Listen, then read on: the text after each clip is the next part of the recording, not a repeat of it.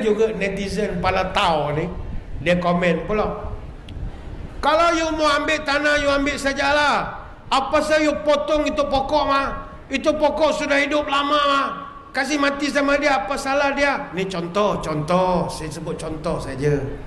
Apa saya mau potong itu pokok? Itu pokok sudah hidup lama mah. You tak ada kesian ke sama itu pokok? You marah sama kami, you marah sajalah. Apa saya you buang itu pokok? Kasih dihiduplah. Itu buah boleh makan mah. Contoh. Apa jawapan kita? Dalam satu hadis Nabi pernah menyebut, anna rajulaini ihtasama ila Rasulillah gharsa ahdahuma nakhlan fi ardil akhar. Sahabat cerita, ada dua orang lelaki datang jumpa Nabi mengadu, ya Rasulullah, Mamat ni tanam pokok kurma di tanah saya. Dia tak minta izin, tak ada nak mengabar. Saya merantau lama, saya balik tengok penuh pokok dia. Tak ada lalu nak Assalamualaikum, benda tak ada langsung. Macam mana ya Rasulullah? Faqada li sahibil ardi bi ardi wa amara sahibun nakhli an yukhrija nakhlahu minha. Apa tindakan Nabi?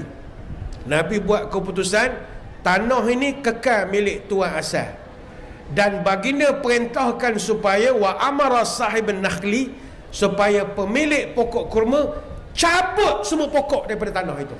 Cabut sekarang, cabut semua.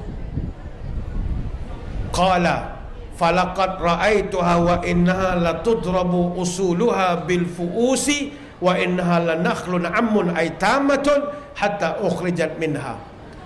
Perawi berkata, aku melihat dengan mata kepalaku sendiri, wa innaha latudrabu usuluha bil fuusi.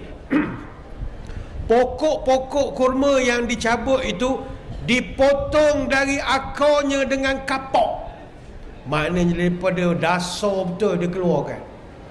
Bukan sekadar potong tengah-tengah separuh masuk dalam video tu. Dah, cabut akar betul daripada bawah.